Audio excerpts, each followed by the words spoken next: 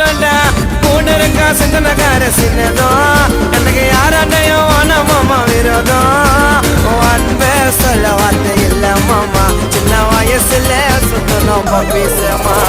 போட்டே மாட்டோம் பொய்யாடாமா நல்லத நினைச்சதால என்ன கொஞ்சம் பிரமா நாங்களா அந்த ராணி என் மச்சம் கிட்ட காட்டறியோராங்க சேர்ந்தா வேலை நடக்கும் தரமா என் மச்சான் எனக்கு கச்சிட்டாண்டா வரமா